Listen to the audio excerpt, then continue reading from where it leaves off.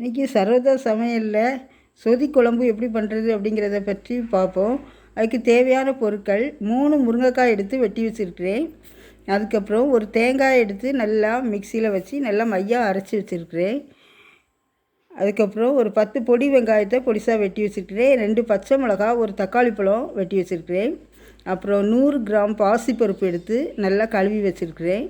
அதுக்கப்புறம் ஒரு சின்ன துண்டு இஞ்சி, 2 வெள்ளைப்பூடு அரிசி எடுத்து வச்சுருக்கிறேன். அதுக்கப்புறம் கடுகு உளுந்தம்பருப்பு, தாளிக்கிறதுக்கு வெங்காயம் கருவேப்பிலை எடுத்து வச்சுருக்கிறேன். அப்புறம் ஏலக்காய், கிராம்பு, பட்டை எடுத்து வச்சுருக்கிறேன். தேவையான அளவு உப்பு எடுத்து வச்சுருக்கிறேன். இனிமேல் எப்படி பண்ணுறதுங்கிறத பற்றி பார்ப்போம். இப்போ இஞ்சி, வெள்ளைப்பூடு, ஏலக்காய், கிராம்பு, பட்டை எல்லாத்தையும் ஒன்றா போட்டு மிக்சி ஜாரில் ஒரே ஒரு அடி அடித்து எடுத்துடணும். இப்போ இஞ்சி, வெள்ளைப்பூடு அரிசி, ஏலக்காய், கிராம்பு, பட்டை எல்லாத்தையும் மிக்சி ஜாரில் போட்டு ஒரு அடி அடித்து எடுத்தாச்சு. இப்போ இந்த தேங்காயை பால் எடுக்கணும். அதுக்கு வெந்நியை நல்லா கொதிக்க வச்சு கீழே இறக்கி வச்சுட்டு, அதுக்கப்புறம் இந்த தேங்காய் பாயை 3ஆக பிரித்து கொஞ்சம் தேங்காயை எடுத்து தேங்காய் துருவல் எடுத்து அதை நல்லா கட்டி பாலாக எடுத்து வச்சுக்கணும் ஒரு சின்ன பாத்திரத்தில். அதுக்கப்புறம் மற்ற இதை 2 பகுதியாக பிரித்து அதை கொஞ்சம் தண்ணி பாலாக எடுத்து வச்சுக்கலாம். அதை பற்றி ஒன்றும் இல்லை. இந்த முதல்ல எடுக்கிற பால் கொஞ்சம் கட்டியாக இருக்கணும், திக்காக இருக்கணும். எடுத்து வச்சு நம்ம பிரித்து வச்சுக்கிட்டு அதுக்கப்புறம் தான் நம்ம குழம்பு வைக்க ஆரம்பிக்கணும்.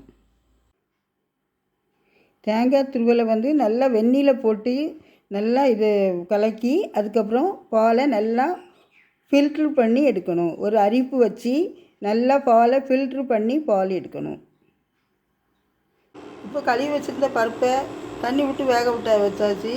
சிறிதளவு கொஞ்சோண்டு மஞ்சள் பொடி போட்டிருக்கு, போட்டு வேக போட்டிருக்கு. இன்னும் பருப்பு நல்லா வெந்த பிறகு நம்ம கீழே இறக்கிடணும். இப்போது எண்ணெய் நல்லா காஞ்ச உடனே இஞ்சி, வெள்ளைப்பூடு, ஏலக்காய், கிராம்பு, பட்டை எல்லாத்தையும் அரைச்சி வச்சுருந்ததை உள்ளே போட்டாச்சு. இனிமேல் நம்ம இது கொஞ்சம் நிறம் மாறினோடனே வெங்காயம், தக்காளி பழம், பச்சை மிளகாயும் போடும். இஞ்சி, வெள்ளைப்பூடு, கிராம்பு, பட்டையெல்லாம் நல்லா நிறம் மாறினோடனே நம்ம வெங்காயம், தக்காளி பழம் போட்டாச்சு. வெங்காயம், தக்காளி பழம் போட்டு கொஞ்சம் நல்லா இதை நல்லா வதக்கணும். இது நிறம் மாறின உடனே நம்ம முருங்கைக்காயை போட்டுக்கிறோம்.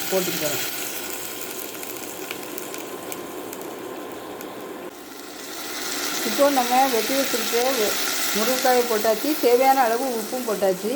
இனிமேல் இதை கொஞ்சம் நல்லா வதக்கிட்டு அதுக்கப்புறம் நம்ம எடுத்து வச்சுருக்க தேங்காய் பாலை அதில் ஊற்றணும். இப்போ அதில் நம்ம தேங்காய் பால் ஊற்றியாச்சு. தேங்காய் பால் ஊற்றி இனிமேல் நம்ம இது மூடி வச்சிடணும். மூடி வச்சு அது நல்லா வேகும். நல்லா வெந்த பிறகு தான் நம்ம பருப்பு போடணும்.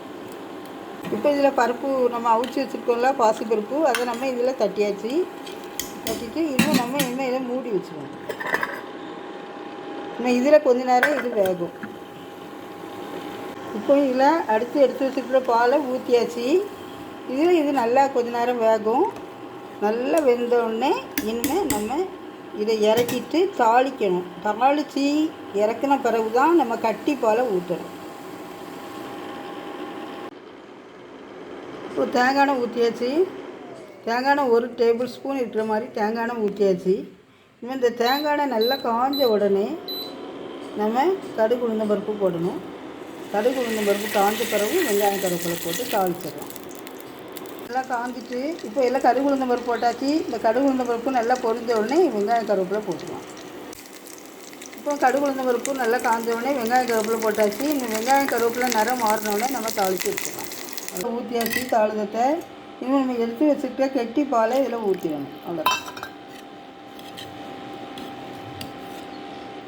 ஊற்றி கிண்டிடணும். இதுதான் சொதி குழம்பு. இன்றைக்கி சரோஜா சமையலில் சுவையான சொதி குழம்பு ரெடி ஆயிட்டு. இதை உங்கள் வீட்டில் ட்ரை பண்ணி பாருங்கள். சரோஜா சமையலுக்கு சப்ஸ்கிரைப் பண்ணுங்கள். பக்கத்தில் இருக்க பெல் பட்டனை ப்ரெஸ் பண்ணி ஆல் கொடுங்க. தேங்க்யூ.